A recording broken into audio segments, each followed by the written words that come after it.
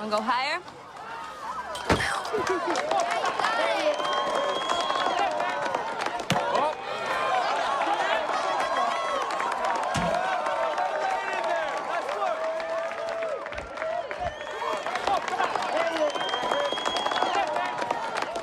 First time through the order? Third. What inning is this? Fifth. Oh, boy.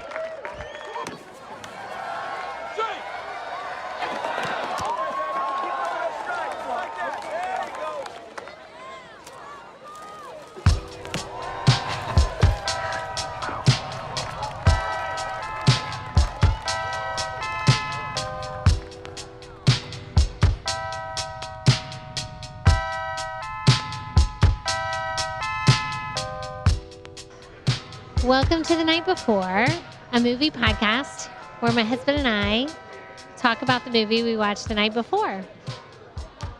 We typically pop up at a brewery or coffee shop or any place that we happen to be going the day after we watch the movie or evening after we watch the movie. And it's usually local, a place we want to highlight and love. And It tends to be a celebration of Florida or Tampa. But here, lately, it's been Tampa. Though we were in Miami last episode. we were in Miami last episode, but we're back. We're back in Tampa. But I do want to do an update. Our last episode was about ZOLA. Yes. And we're currently sitting at... Hi, everybody. I'm the husband. We're currently sitting at Seventh Sun Brewery. This is special because, number one, it's the second time we've been here It is. for a podcast. But we are about a mile and a half or less away Where some of ZOLA was filmed. from the scene where the seedy, crummy, rundown motel that they stayed at upon entering Tampa in the movie ZOLA, where they filmed that scene. However, I wouldn't call this part of town seedy, crummy, and run down. No, it's but not there at all. are It's some not at all. motels that There are tend to be hotels. a little seedy, crummy, and run down, like a lot of places. I just had a fun idea. What? It's too late. It can't happen. But how cool would it have been to do this? Because we joked about how the From the ZOLA, motel? yeah, the ZOLA episode, we had to go to St. Pete to watch it, and then go to Miami to talk about it. But we just happened to be on a trip. But yeah, my thought today was, oh man, we should have just Like rent the same room? do the room and do the sit podcast in the room. That would be fun. Wasted opportunity. I mean, it would have been slightly Slightly sketchy. sketchy and anxiety-ridden. Very. Again, because it's not like we're in a bad area. It's just this is an area that has a lot of cool restaurants and breweries, but there's also a lot of your cheaper It's kind of being motels. gentrified, if you will. Yeah. Like this area. But a lot of the motels are, I mean, you pay by the day, but some Or people the might hour. only need them for an hour. You know. As Zola highlighted. Yes. So anyway, So anyway, I thought it was interesting that we were that close, and then I was like, oh, how cool would it have been to actually have done the episode I there. didn't even think about that. Maybe when Zola comes out on Blu-ray or something, we'll watch it again and see if our feelings have changed about it. True. And we'll do a special episode from the hotel room, the motel. It's not a hotel. Which could lead into the And maybe it'll be- documentary you've always been wanting Yeah, to maybe make. it'll be a video episode. So I don't know. That was my thought. But no, today video cast. we're at Seven Sun Brewery, and we watched a totally different movie last night than Zola. We watched A Quiet Place Part 2. Yes. But first, we always talk a little bit about what we're drinking. We're drinking. We both decided on a sour here. I am drinking When Marcia Met Sylvia. And it's really good. Has like strawberry undertones and it's good. Yeah. I'm doing one called Johnny Vegas, but it has... Mine is so feminine and yours is so masculine. I know, it Why wasn't is that- that? Is it that we are drawn to the names because you're more masculine and I'm more feminine? No, I was chasing after the pineapple, and Johnny Right. Vegas has pineapple Pineapple tones. and mango and passion fruit, but there was the pine. I've found we've had a couple things lately that I've had pineapple in there, or pineapple undertones or whatnot, and it's been delicious. So it's like we're having dessert right now. But I will say, speaking of Miami in our last episode, we didn't record from there, but there's a brewery in Fort Lauderdale. That has become one of our favorite breweries that we've ever visited. Yeah, it was called Invasive Species. Invasive Species. And their sours were top notch. And that's kind of turned And us their on. IPAs. Their IPAs were good. But their sours were great. And that's kind of turned us on as our last drink of the evening is the sour. Yeah, the place was really cool, and it had great music, and the music was loud, which we loved, and it was A lot of great crowd, good vibe. a lot good of taxidermy going on in there. vibe. A lot of taxidermy, yeah. But Right? it was There was a lot of stuffed creatures throughout the bar. there was But it played to the theme of invasive species. The bartender guy looked like the singer from Blink-182. I mean, he kind of did, but he actually looked like someone I grew up with. But I would like to say spitting image. well, I would say both the bartenders were friendly and had a cool vibe. The place had a cool vibe. Everything was, it was just the kind of place we needed to end our Miami vacation. Yeah. So with that being said, we went to another place in Tampa before this podcast, a pizza place called Lee's Grocery that serves pizza and beer. But we always go out with the intention We of, were going to record there. of but recording at a restaurant / like brewery pub. But whenever there's like a wait staff involved, we always feel that we well, the wait can't. staff, we don't want to take the table We for feel too like long. we're taking a table in these small places. So we had the pizza and beer at Lee's Grocery, and then said, let's go to Seven Sun to talk A Quiet Place Part To 2 podcast from. and have a sour. But Lee's Grocery is, besides Essential Pizza, which we talked about on another podcast, Lee's Grocery. It's been downgraded to the second best pizza in Tampa. Yeah, second best pizza in Tampa. Although very good. It's the brick and mortar spot. Yeah. First best brick old and standby. mortar spot. It's always there for you. It's And not driving around town. It's pretty awesome because it's very like nondescript, kind of tucked back in a neighborhood that you may or may not drive through ever if you're Yeah. in Tampa. And it used to be a little grocery store, with hence the name Lee's Grocery, and they've kind of kept the name, and now it just has like really great beers and really great pizza. So, Yeah. yeah. And so unlike the place we're at today, Seven Sun Brewery, we watched a movie We did. about Last night. being very quiet. Very quiet. A Quiet Place 2, and I was the champion for this movie. Well, I you have wanted to to say, see it. I really wanted to see it. Yeah. Because we saw A Quiet Place 1 in the theater Back when it came out. back when it came out. And we had recently, But we during haven't our really- road trip, But we really haven't spoken about the movie since. we haven't, which has been kind of hard for me, but No, I'm saying Quiet Place 1. oh yeah, no, we didn't really talk about that. But we listened to a podcast Yep. that John Krasinski, Yep. The Was guy from The on. Office. yeah, the writer and director and co-producer of the movie. Of both films, yeah. So during our road trip just last week, after we watched, before we watched the movie, Yeah. we listened to the podcast. So that was kind of some of our research, I guess. Yeah, and you would last night say. we're sitting on the couch. We noticed that you can now rent A Quiet Place Part 2. And it was like a $20 rental. But if you have Paramount Plus, which is like $10 a month, you can watch it right now.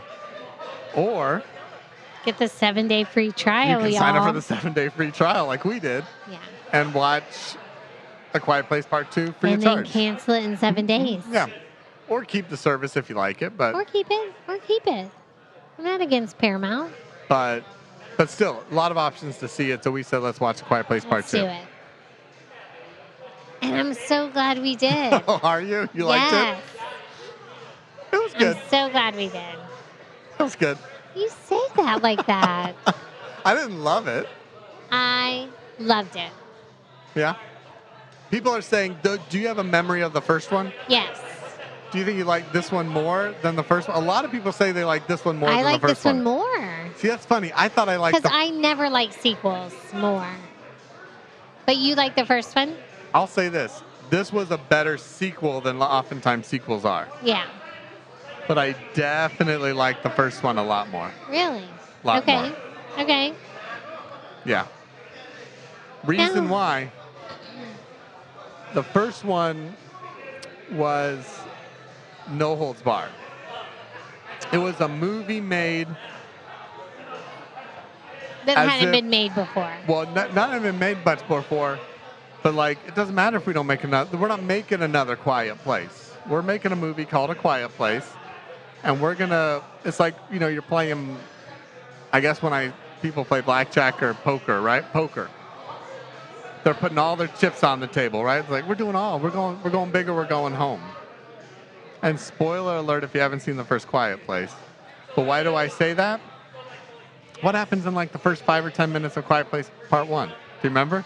Yeah, one of What? the kids dies. One of their kids dies. Yes. Like, boom. Which was shocking. It's totally shocking. And what happens Shocking. when you do that in a movie, you go, oh crap, they just killed a kid. Anything can happen in this movie. True. And anything does happen. So in this first one, when she's giving birth in a To the bathtub, baby. right? Mhm. And this idea that you have to be silent in this, Giving birth, you have to be silent. right? And so the idea of silence is so much more. With no drugs. No medication, no sedatives. That's what I'm saying. The first one set the stakes of you have to be quiet or you will die, right? And a kid dies. One of their children dies. She has to give birth silently or she will die. She likes somebody. I can't remember who steps on the nail in the first one. And in the second one, someone like gets a bear trap in their leg, which is a million As a times more kid. painful. Yeah. And he screams and yells. But it almost feels like that, like the nail The is same scenario. is much more intense than the bear trap, right? You have to up the ante in the second one. And then in the first one, and I'll stop talking here, You don't have to stop talking. he dies. John, the dad dies, He dies. right? So right there, you have the people who are not supposed to die in these sort of Hollywood thriller movies. The children are not supposed to die. They die in the first one. The husband, hero, isn't really supposed to die, typically. He dies. And so the tension and the terror and the teeth, if you will, since we're talking about weird space monsters, is much more present in the first one than it was in the second one. So that's why I like the first one better. Not that I didn't like this one. I thought it was still really good, but I didn't think it was great like the first one. I see your points and all that. However, I feel the second one, because I couldn't even think, like, because of all those things, those great things that happened in the first one, I was thinking, how can they make the second one great? And they couldn't. They realized they couldn't And do they it. did. They actually did. John Because He's like, you know what? I give up. I can't do it. It can't be great. Emily Blunt is so amazing in this movie. I feel like as a mom, she really it's a testament, well, like John Krasinski says, and you can tell when you're watching it, it's a testament to what you will do for your children. She is literally living this life with an infant and 2 preteen to teenage children. I can't even, the whole time I'm thinking, how is she doing this? It's amazing that she is even doing this. And the twists and turns that this makes, because I'm thinking, okay, he dies. What else could happen except for, more kids to die or, more No, I agree. whatever? No, you can't retrace those steps. You can't retrace those steps. So But they I do. thought, No, they don't. What it shows is the children actually like how they've developed in this life Yeah. over the last year or It's like a however year long and a half, it's been, year and a half. and how they have been able to step up and be the protectors of the family, basically. No, I agree with that. I think your point, I think Emily Blunt and the parent role is the more focus of the first movie. What would you do as a parent for your children for survival? The second one is about the children having to step up and Because of what their parents have done for them. the values they've instilled in them of survival and perseverance. I agree. I think it's more of a tale about And the fact that the kids become the like central main character like that, I think is really amazing because the kids are really great actors in the movie. I feel. No, I thought that especially the girl. I thought that was the better theme of Millicent or whatever her name is. Millicent. Yeah, the children have to step up and kind of be empowered. They're no longer helpful. So I thought that was a much better. I agree. The first one's about parents being protectors. The second one, which is a better idea, is about as the parents get worn down, protecting the family. Because the father's dead, Emily Blunt is tired and exhausted. She was an infant. Yeah, and they introduce a new character who was a family friend. It's another male, but he's lost his whole family and he's worn down and given up. And so now it's like the kids, their role is to kind of take the mantle, and they do. And I think that was a good theme. And I thought the interesting part of it also was to introduce them to the like how everybody else in the world that has survived is developed. That's what I'm saying. Because he's like, people aren't like what you would think. Like people aren't nice. I agree. That's what I mean. The more interesting movie was only hinted at. Maybe that's part 3. Well, I don't know. No, because it can't be. Two of the most interesting parts of this movie, I agree with you about the kids taking the mantle, it's good. But I felt the first hour of the movie was retracing similar steps of part 1. It was, we still have to be really quiet. Let's go back to how this whole thing started again. And part 1 does a similar thing. We get a little more information about how... You get like the origin we see like a comet come from the sky. Like, okay, they're from space. We get that idea, right? But we saw a lot of that same stuff in the first movie of them escaping town while and good. It's suspenseful. It's super well done. It's like a Steven Spielberg movie or something, like the way he does it, right? I mean, you were jumping off the couch. I was so stressed. And it was awesome. I mean, it's in like... during this movie, but in a good way. Like, I wasn't stressed like, sometimes I get done with a movie, like another movie we won't even mention that I watched, and I'm like, oh, all that gore and blood and blah, blah, blah. Like, kind of like I'm so stressed, but I wasted my time with it. This movie, I was so emotionally invested and stressed. I cried during this movie. I never cry during horror movies. I cried during this movie twice. No, I saw, yeah. Twice. No, that's what I'm saying. That first stuff, it was good. I'm not saying it was bad. It was suspenseful. It was emotional. No, I appreciate your opinion, but I don't agree with it. The jumping back and forth between no sound, like the daughter's point of view of no sound and then sound. We're flexing some directorial chops, right? Kind of reminded me of sound of metal. Yeah. Like the sound effect. But I felt ultimately that first hour was kind of retracing a lot of steps of the first one. I didn't mind that. And similar emotions. But here's where there were 2 wasted opportunities. I felt, listen, this movie was like barely over 90 minutes long. It was a quick hour and a half. Love that. I think I think, and I have an appreciation for kind of a tight 90-minute movie. Like action-packed film. But this is the second one, right? The first one, I felt had more moments to breathe and to really feel like sometimes what's the most scary thing in the world, right?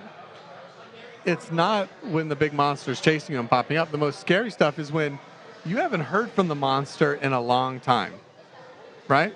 Because this whole movie, I think, takes place in like 2 or 3 days. To me, the most scary things is when it's been quiet for too long. So that was missing from this one. And I think that was a lot more present in the first one. But then the two wasted opportunities, add 30 minutes to this movie, make it 2 hours long. Because that's not 2 hours. This movie's worth 2 hours of your time. I wanted to live more in this world. You're right. There was one mention in dialogue about the people who are still living a year and a half later. They're, this idea like they're the monsters now. Like survival has made them. And we saw that towards the end. We saw a small, tiny glimpse that I think came out to 5 minutes worth of time in the movie or less. Yeah. Explore that world for a little bit. Like that's terrifying. Forget that the monsters are around. What are these people? Who are these people who have become these savages that are now kidnapping people, hinting at rape of women? They don't show anything. They hint at it. Yeah. But it's sort of like the movie or the book The Road, like post-apocalyptic. Like if this is a post-apocalyptic world, show those horrors of what the people who have come like. But it hints at it for 5 minutes and then moves on. I think if you live in that space a little bit, it's terrifying. Or the other part that I felt was a wasted opportunity that I really wanted to see more of are the society of people who have found a little sanctuary free of the monsters. Yeah. And go deeper into this ignorance and false sense of security that, again, they spend about 5 minutes exploring this false sense of security before it all deteriorates again, right? And I'm like, those two parts, which are right next to each other, occupy about 10 to 15 minutes of the whole overall film before it rips right back up into action. If it lived in that space a little bit longer, I thought that was like the fascinating stuff to explore that Quiet Place 1 didn't do. And like, what's the point of a sequel? Let's introduce some new ideas. I agree with you, the children is the new idea. Mm-hmm. Let them take the mantle. Let them become empowered. Let them, supersede their parents as the protectors. But why not live in this world of either the savagery that comes out of humans, out of mankind, or explore the dangers of a false sense of of safety and ignorance? And if that movie sat in that space for a little bit longer in either one of those, like it did, I think, for the birth scene. That birth scene was agonizingly long and all of that in part one. Like, live in that place where we as viewers know that this is bad. Forget about the monsters. These are bad human decisions. So if it had that, then I think that's what would have made this great and had something different to offer than part one. I see all that you're saying. Yeah. However, I feel like it was perfect. The amount of time they Perfect? spent, for me, the movie was perfect. I didn't want more time in any of those scenes. Because those are the uncomfortable moments. This I know. movie had no uncomfortable moments. I was uncomfortable the whole movie. Yeah, but that's because of the teenage girl and I thought that it was enough and it unfolded the story and I was on a roller coaster of emotions. We got into the peaceful place. Minutes. I know, but for me, I was invested in the character enough for that to be enough in the movie. I'm saying if this movie was 30 extra minutes, I think you could expand. Sometimes I feel like movies are too long. But I think you could I'm not a expand long those movie moments. girl. I'm not. My point is I brought at the beginning. The reason I want those moments to expand is because the first movie presented to me that no one is safe in this world, right? A Quiet Place Part 2 showed me everyone is safe in this world. Not everyone. No, they're not. But the people who aren't safe are the people you don't know their names. That don't say more than 2 sentences in this movie, right? Right. That no one loves or truly cares for, that we see for the people who aren't safe in this movie. In the first one, the people who had dialogue, who were, quote, innocent, who people loved and cared for and had an emotional weight to them, their characters, they perish. And when those people perish, like, it's very uncomfortable and unsettling. I never worried for any of the main characters in this movie. I worried for every single main character in this movie. But any second peril presented itself to them, they were rescued within less than 2 minutes. Not really. Like, the boy hurt himself. He was not rescued. I mean, he was in pain for a long time. And as a mom, you feel that. Like, she is not only trying to keep an infant alive, she's trying to keep her son, who could die from his injury, from dying by leaving and getting medication and bandages. And then the girl who's like, I'm going to go save the world, she's just leaving. So she has these 3 worries going all at once. And it's really, like, I felt for the boy. I felt for the daughter. I felt for the infant. And I felt for the mom. I didn't feel as much for the character that was introduced, but I felt like his role... The father replacement. Uh-huh. I felt like his role was good, and I was glad he didn't try to... Like, I at first thought, like, oh, he's going to try to, like, throw himself on Emily Blunt, and that would be, like, cliche and terrible. But he didn't. He had a redemption arc as well. And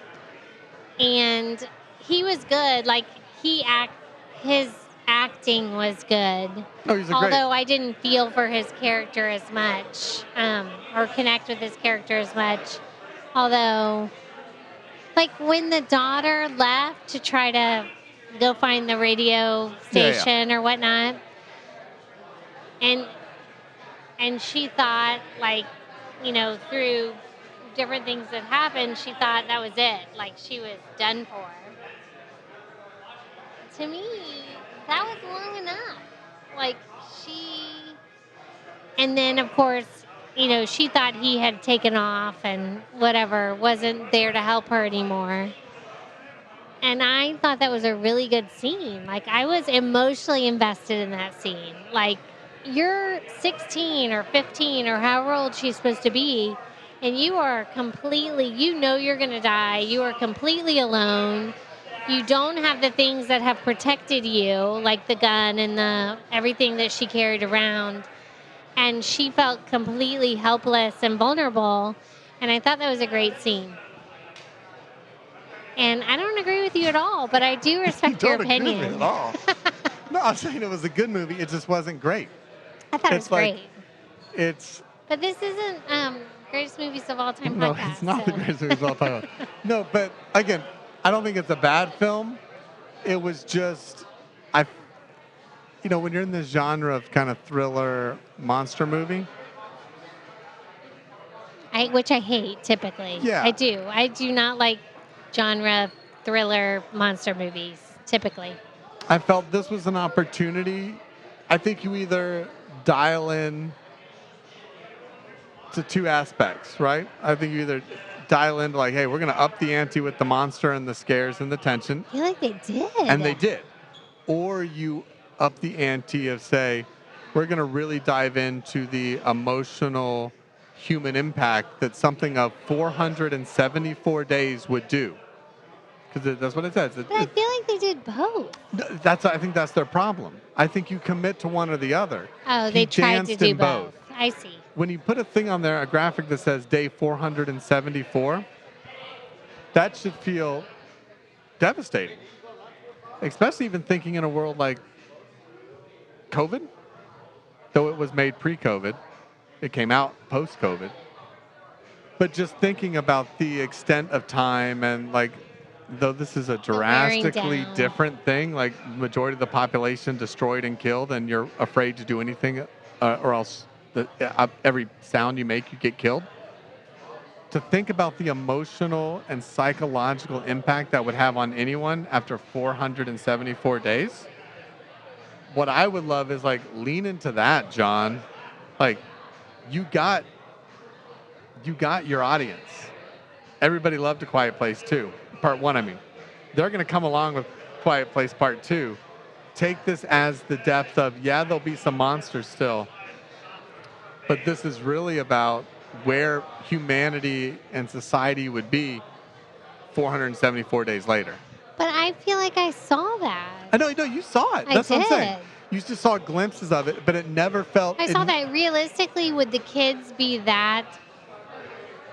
I mean, that brave and whatever? Maybe. They may be worn down. They're teenagers. Like...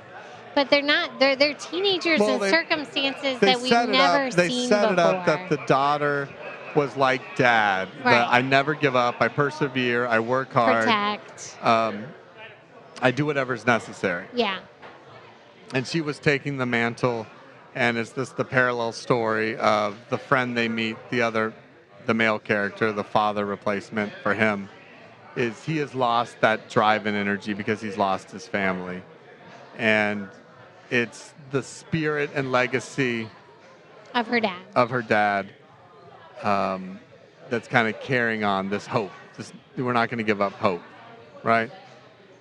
And so that's her story. That's her arc. Like, I'll continue in my father's footsteps. And then the boy kind of ends up doing the same thing too. Yeah, I mean, he kind of They follows both. this. He steps up at the end, and that was the weird thing about the movie. Though I liked it, it felt the last part was a lot of like parallel scenes, and it's again, I think it's the part when you're juggling. It was definitely parallel. When you're juggling a few too many storylines, and he was juggling a lot of storylines in this movie. There was at least 2 instances back to back where thematically the exact same thing was happening in like 2 or 3 different places between the kids and between Emily Blunt and between that. And they were just cutting back and forth, back and forth, back and forth. And I feel that works once really well. But when then you do it again like 15 minutes later to the next scene. It's too much. And you're like, I get it. A lot of parallels. Right? But I felt that was the need of just having to wrap it up. Yeah. I agree with that. I understand him wanting to make a tight 90-minute thriller action movie. I just feel like for a person who said there didn't have to be, and I think the podcast maybe hurt my opinion of it a bit, for him saying there didn't need to be a part 2. When part 1 ended, we didn't need a part 2. Right, he didn't think he was making a part 2. I'm only making part, and that's what I mean. Part 1 was like, yeah, this is the movie I'm making. Like, I'm not thinking about financially, and I'm not thinking about keeping people alive to keep the story going. I'm not thinking about where this goes next. This is a story about survival and family. So when even you hear that, and then you go, oh, how can we bring this thing back? Okay, here's an idea. Let's make it about the kids, which is fine.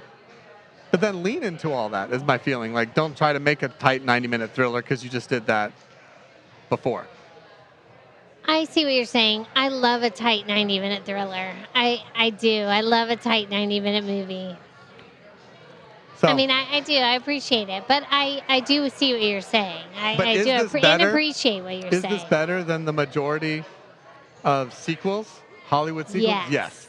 Is this better than 99% of the sequels? I was going to say 90 plus or 99, maybe 95% plus of Hollywood thrillers and / horror / action movies? Yes. No question. Is the acting good? Of course. Of course, yeah. It looks good. It feels good. It's gripping. These are huge terrifying. Pluses. It's stressful. My feeling is what hurts this film is the fact that A Quiet Place Part 1 exists. And he was a more adventurous filmmaker. He was a more skillful filmmaker in Part 2. He's a better filmmaker in Part 2. He was a more thoughtful and adventurous filmmaker in Part 1. Okay. I think sometimes when you don't know the rules, it's easier to break them and and when you don't know your boundaries and rules as a filmmaker, you can break them and exceed them. But then once you know the rules and the boundaries, you get confined by them. And I felt he got confined by some of the things in part 2. I also feel as a viewer, I feel, can't think of the word right now. I feel Slightly disappointed that it wasn't as good as part 1. No, I feel something about watching a director and writer film his own wife. Like, I feel that's what word am I looking for? I don't know. right no, but there's a now? good. I don't know. If I this like word- that. but I there's a like nice- that. I don't There's know. a nice I don't know feeling if we're- about that. I don't know if we as viewers project it, but there is a nice intimacy to the film. Yes. Knowing that it's a husband and wife duo. Again, that could all be projection, but because we know that knowledge, would we see that if we didn't know that knowledge? I don't know. But once you take it out of the box, you can't put it back in.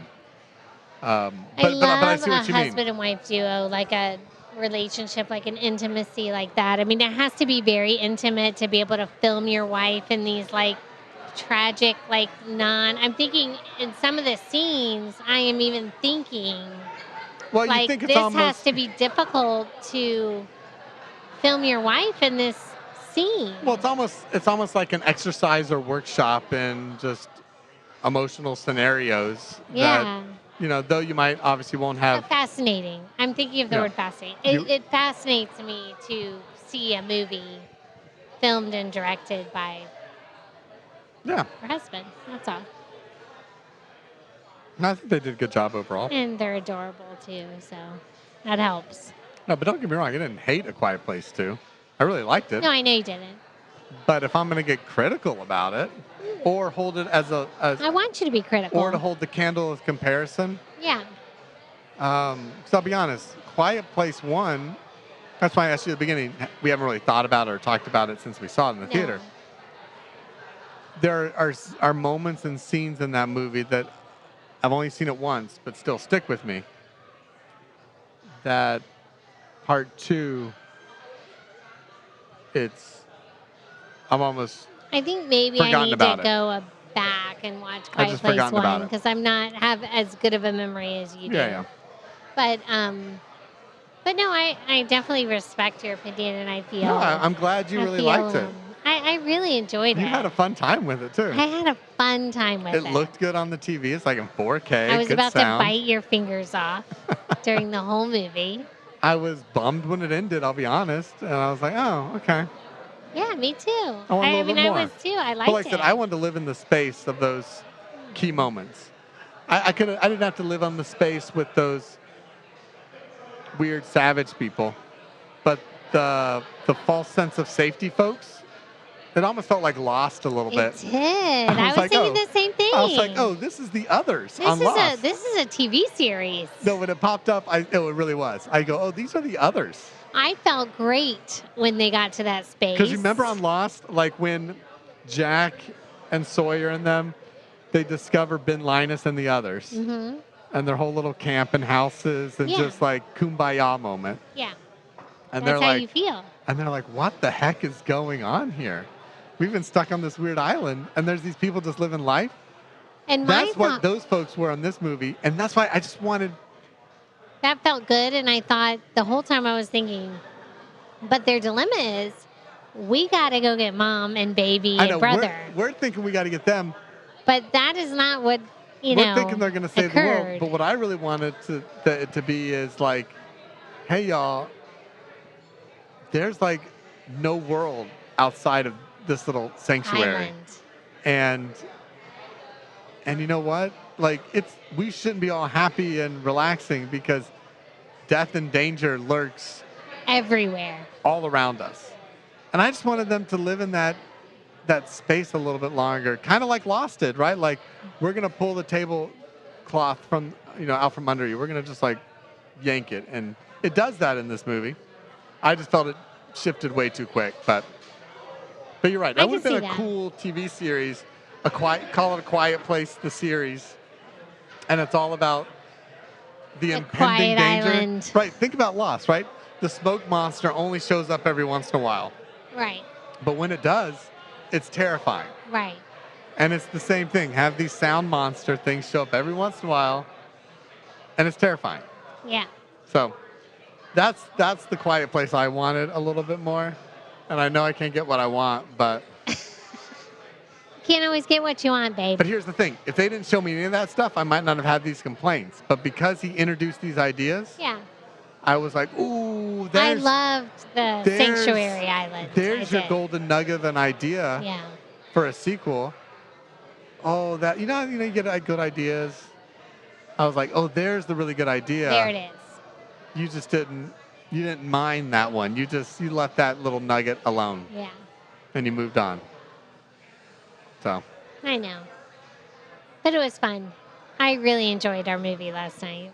do you hope there's a Quiet Place No, Part 3? I don't. Good. Because I was gonna say I don't think want there it's to be a done. Quiet Place Part 3. It's done.